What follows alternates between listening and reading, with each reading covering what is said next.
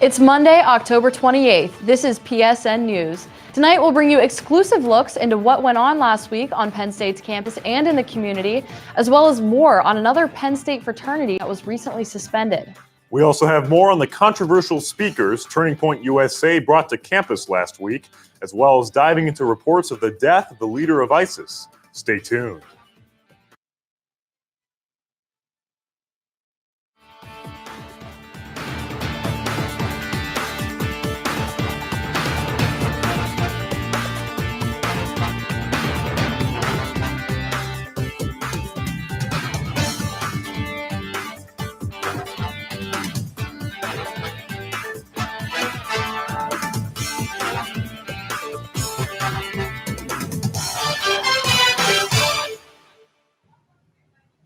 Thanks for joining us tonight. I'm Maddie Biertempfel. And I'm Sebastien Kraft.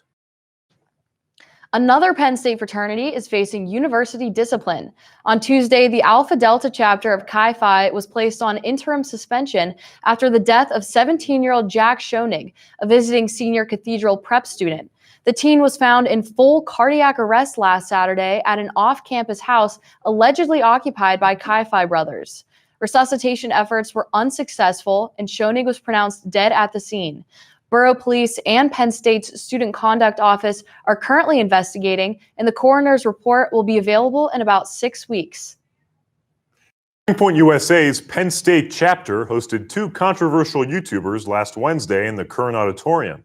The conservative nonprofit organization welcomed Carl Benjamin, who operates under the alias Sargon of Akkad, and Hunter Avalon to the stage in an event that sought to defend free speech and condemn online censorship.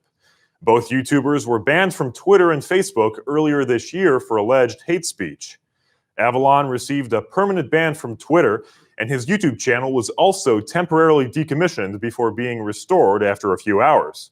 Penn State released a statement prior to the event, clarifying that the university does not condone the YouTubers' speech and beliefs.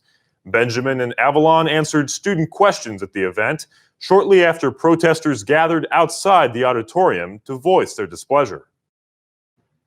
Julie Brown, the Miami Herald reporter who broke the story of financier Jeffrey Epstein's sexual abuse and trafficking, spoke at Penn State last week.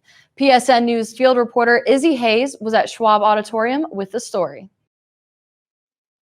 PSN TV. Reporting from Penn State Schwab Auditorium, where investigative reporter from the Miami Herald, Julie K. Brown, came out to speak to aspiring communication majors. Dozens of communication students filled the entrance of the auditorium to get a good seat for Brown's lecture. After Brown discussed her early journalism career and how she got to the Miami Herald, where she broke the Epstein case, moderator Cindy Simmons joined her on stage to ask her a few questions. Her reporting in 2018 has led her to discover a secret plea that allowed financier Jeffrey Epstein to be free of federal charges for his committed crimes. Caroline Knightley, a junior who's majoring in communications, shared with us what she took away from Brown's speech. Honestly, I just really thought the whole case was super interesting, and seeing someone this powerful and like what her story did to so many people and how it changed so many people's lives for the better. I just really wanted to come hear her story. Director of Strategic Communications, Steve Samsel, who helped coordinate the event, shared with us what he hopes students can take away from Julie K. Brown. It's a determination to follow a story, to dig for answers. I mean, that's what journalism is at its core. And I think when you hear that we're telling people to do that in class, and then there's someone who's saying this is how I do it in real life and how it works, I think that's pretty cool to see it all come together. Once again, this is Izzy Hayes reporting from PSN TV. Downtown State College may be seeing even more changes in development soon. 5 apartment buildings in the Beaver Canyon complex on Beaver Avenue were recently sold for $102 million. The Chicago-based company, Core State College Beaver, bought the properties owned by A.W. & Sons Enterprise. According to Core Space's website, the company is focused on, quote, managing the best real estate in educational markets. The properties sold include Alexander Court, Cedarbrook, Beaver Hill, Garner Court, and the Diplomat.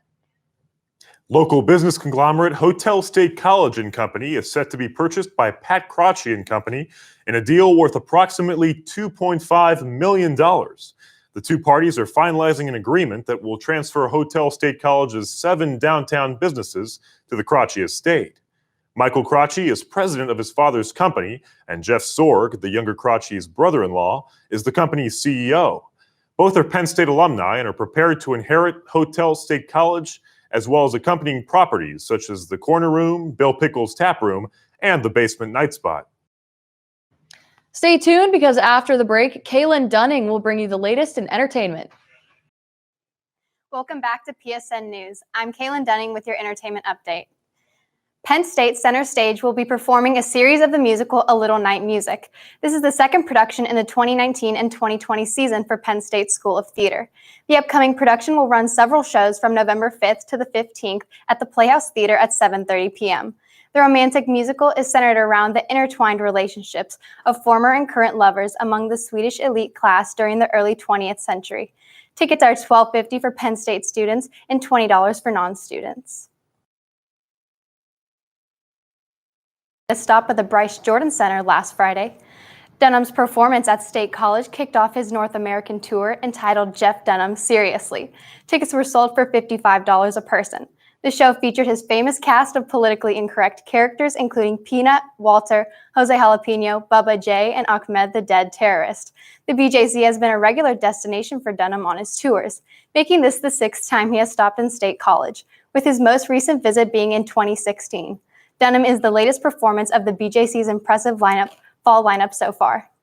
Downtown State College has a new dining option replacing an iconic Penn State restaurant.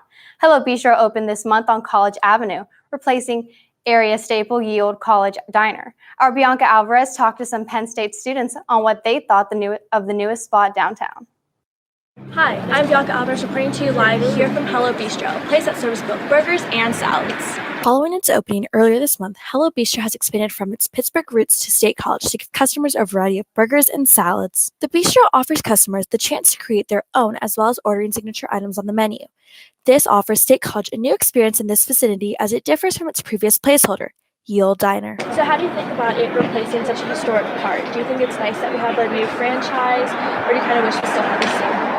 I think it would be nice to have the same thing because it had such meaning to the town, but this place hopefully does well. It's a good location. And would you ever stop in and have lunch? Yeah, definitely. Good to go, but I've had it before. It's really good salad. It's very finely chopped. They have a lot of good ingredients, and I like that it's just one price for unlimited toppings. And what do you normally get on your salads? Lettuce, tomato, cucumber, corn. I got chickpeas, edamame. So how do you think about the new restaurant being here downtown since it was formerly College Diner?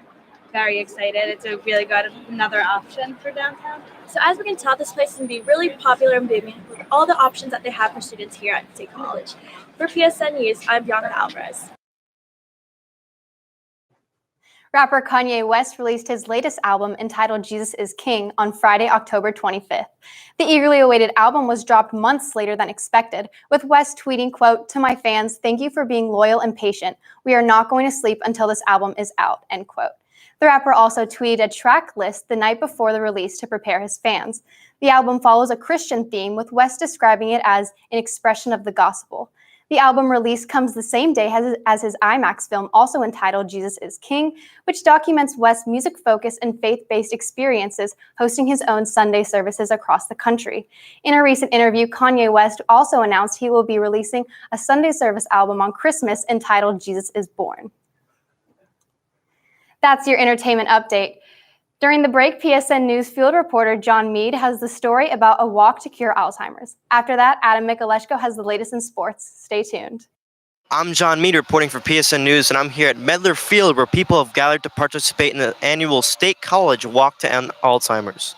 Let's take a closer look. The annual Alzheimer's Walk held at Medler Field here at Penn State is an event that takes place nationwide. It's meant to raise awareness of the disease, and all proceeds go to Alzheimer's care, support, and research. What do you think we can achieve through an event like this? Well, number one, you achieve awareness. And number two, every dollar that you can raise towards research, towards additional awareness, anything that you can, funds, awareness, anything like that, helps you move in the right direction, one step closer to finding a cure. I talked with Sarah Metz, a reporter for WJAC and the host for this event. Mentz talked about the importance of the walk to end Alzheimer's and how it impacts the lives of family and friends. I think it's really important to inform people of the disease and the struggles that the common person doesn't always go through. I know Alzheimer's does affect a lot of people, and it affects everyone here. And I think just to inform everyone is really important. I saw that a lot of people are holding fans with different colors. What do those represent? The different colors represent the different types of struggle and fight that they're going through. So the different flowers, there's yellow, blue, white, and orange. And one represents that there's a caregiver for somebody with Alzheimer's. I'm John Mead reporting for PSN News. Welcome back to PSN News. I'm Maddie Mikuleshko with your sports update. Here at Penn State, we have a saying. It goes, "We are." For the first time since 2008, 8-0. Finally, after the past 2 years getting upset by Michigan State, Penn State beat them 28-7 on Saturday. Sean Clifford threw for 189 yards, 4 touchdowns, and one of them to wide receiver KJ Hamler. 3 of them going to Cliff's favorite tight end, Pat Fryermuth. Penn State continues a dominant trend, now having their second bye of the season coming up this weekend. After the bye, the Nittany Lions have a noon kickoff away match with the Golden Gophers of Minnesota, another ranked opponent who so far this season is undefeated. They are one of 9 teams left to be undefeated, and 3 are in the Big Ten. The Nittany Lions need to continue their trend of winning and be ready for Ohio State at the end of the season, 1 game at a time though. Speaking of winning, Penn State men's hockey team took care of business on Friday, beating Robert Morris University 2-1. The Nittany Lions have their second largest senior class and most upperclassmen overall in the nation. The time to win is now. Sitting at number 12 in the NCAA rankings, Penn State looks to build off this win, as on Halloween night, number 6 Wisconsin comes creeping into Pagula Ice Arena for a spooky matchup. The State College Spikes put Medler Field at Lebrano Park to good use during this offseason, holding its annual Safe and Seen at the Ballpark trick-or-treating event yesterday. Zach Gershman was there and could tell us more. My name is Zach Gershman, reporting for Penn State News. It's that time of year again where kids of all ages and adults who just can't seem to grow up get dressed in their best Halloween spooky attire. This afternoon, the State College Spikes played host to their annual community trick-or-treat event. And this event was for sure a home run. Family and friends were greeted by the State College Spikes mascot, Ike, as they made their way to the trick-or-treat line on the upper concourse. Everyone was thrilled to see this friendly deer, but what they were really excited for was obviously the candy. We spoke with 11-year-old Allison, who was very glad to be there. Are you having fun? What are you dressed up as? Who's your favorite color? What's your favorite part about Halloween? Candy? Your dentist loves the candy too, because they get to see you. There were many activities going on the concourse, from pumpkin bowling to arts and crafts to going inside the Center Lifelink ambulance. The kids were having a blast. We caught up with Joe Putman, who was the director of communications for the Spikes, to talk about the importance of Safe and Seen at the ballpark. Really, it's just all about having fun out here at the ballpark, having a great time with families from all across the community, and just providing a safe, fun trick-or-treating event for all the kids. As the ghosts and goblins prepare to go back home, many families scored their fair share of sweet treats this past Halloween. Reporting live from Medler Field at Lebrano Park, I'm Zach Gershman, wishing you a sweet and safe happy Halloween. The World Series is close to being over as the Astros took a 3-2 series lead against the Nationals. What started off as the Nationals looking like they were going to dominate the series after they went up 2-0 at the Astros home turf quickly spun around as the Astros were able to pull off 3 convincing wins in a row at Nationals Park.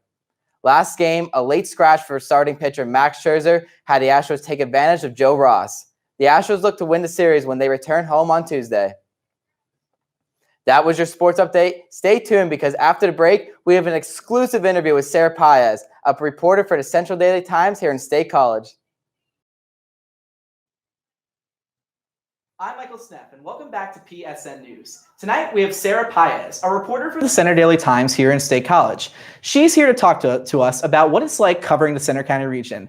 Thanks for joining us tonight, Sarah. Good to see you. Good to see you too. So I guess we'll start out with a little bit of just tell me about yourself. Tell me about your background, where you grew up, and eventually what led you here to beautiful Happy Valley and State College. Sure. So I'm originally from the DC area. I'm right outside Alexandria, Virginia.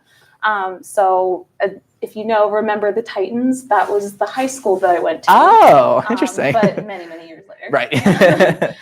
So I always had a love of English, of writing. So I knew that I wanted to go into some form of writing. So journalism just seemed like the obvious step. But I went to Cornell for my undergrad, and I majored in English, and I also majored in Spanish. So then I kind of was like, oh, I could be a lawyer. And I had like a little crisis. And then I was like, no, I think I'm going to go into journalism.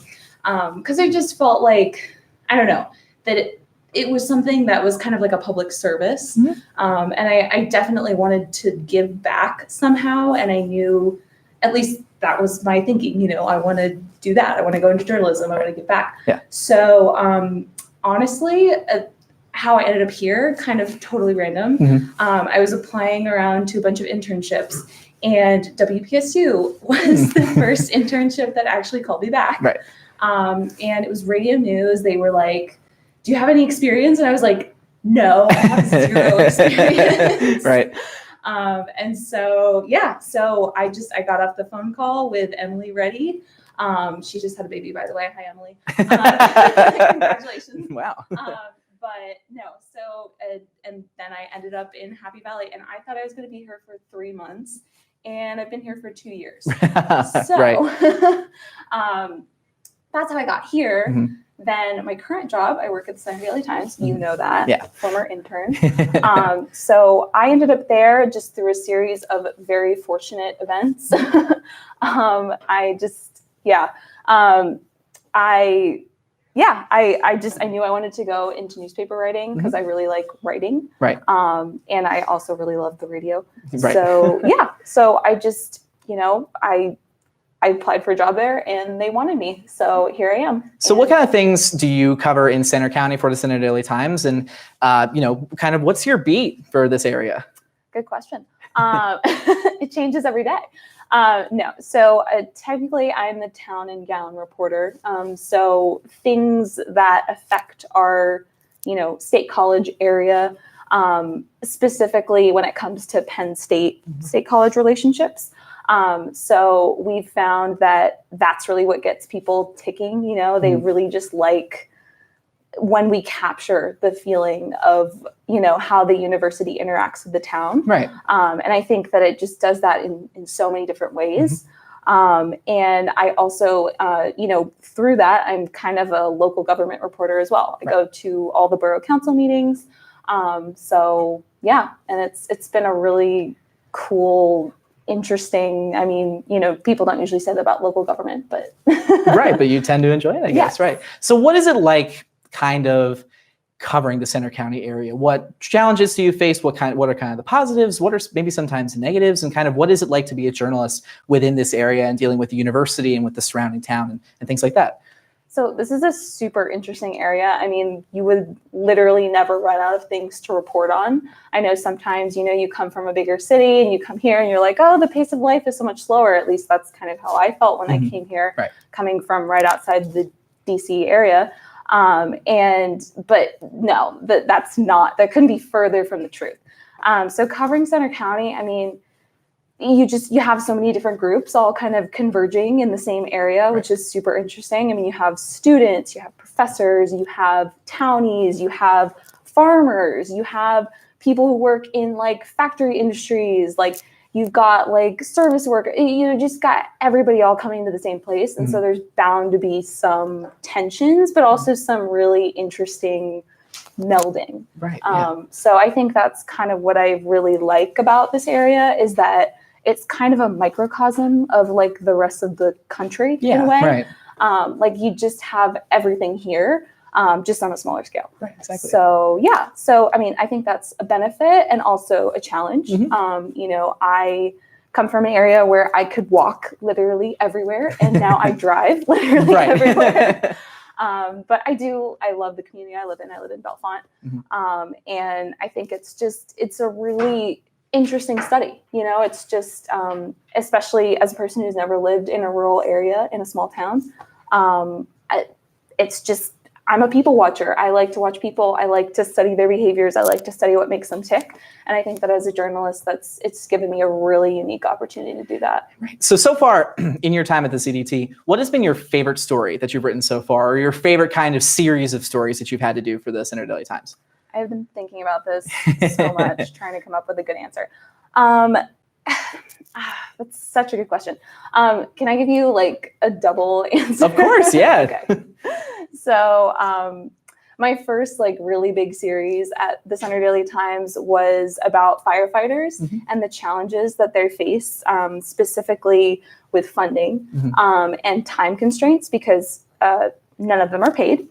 So it's all volunteer work. It's all at will. Right. And it was becoming more and more challenging for them. So we kind of crunched the numbers and figured out that for some people, there was a possibility that in a couple years, they might not have a fire company within, 15 miles of them, which to me was pretty shocking. Right. Yeah. And so I kind of just like took that on head on, for better or for worse.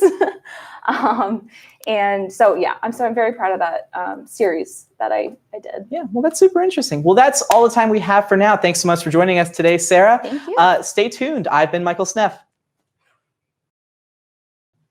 Authorities in California ordered 50,000 residents to evacuate before a wind event that could worsen massive wildfires already burning. The Kincaid fire in the Sonoma and Lake counties of Northern California has burned more than 25,000 acres of land and destroyed nearly 50 structures as of this weekend. The Sonoma County Sheriff said it's the largest evacuation order he's ever conducted, and that the wind could have a major effect on the Kincaid fire, which started burning last week. To complicate things, the fire started in the same place a Pacific Gas and Electric transmission tower broke, resulting in the company shutting off power for about 940,000 customers. PG&E says the power shutoffs are for safety reasons and reduce the risk of further fires. Nike CEO and Penn State alumnus Mark Parker is stepping down from the position he has held since 2006. The 63-year-old Parker graduated in 1977 and ran track at the university. He became a shoe designer for Nike shortly after graduation and rose through the ranks to become president and CEO. Parker will hand over the company's reins to John Donahoe, formerly the president of eBay. This change in leadership follows the U.S. anti-doping agency's ban of Nike's Oregon project. The top running program was terminated earlier this month due to doping violations. Several people confronted Harvey Weinstein in a Manhattan bar last week. The accused sexual predator attended a private event at an Actors Hour comedy show in East Village when performers and guests began calling him out as a rapist. The bar, Downtime, said the Actors Hour show block rented the bar and had a private guest list. Downtime also said it removed the guests who were heckling Weinstein. The disgraced movie mogul currently faces multiple court cases resulting from sexual assault allegations, as well as 5 felony charges in New York. President Trump said Saturday that Abu Bakr al-Baghdadi, the leader of the Islamic State, is dead. The ISIS leader was killed in a U.S. raid on his compound in northwest Syria Saturday night. Baghdadi allegedly blew himself up using an explosive vest when he and his family were cornered by U.S. soldiers. The U.S. raid was carried out in close coordination with American intelligence and the Kurdish-led Syrian Democratic Forces. Reports say that although Baghdadi's death is a large blow to ISIS, the terror organization's influence in the Middle East is far from gone. And that's all for tonight on PSN News. Check us out on Twitter at PSN News and on Instagram at Penn State Network News. Have a good night, Penn State.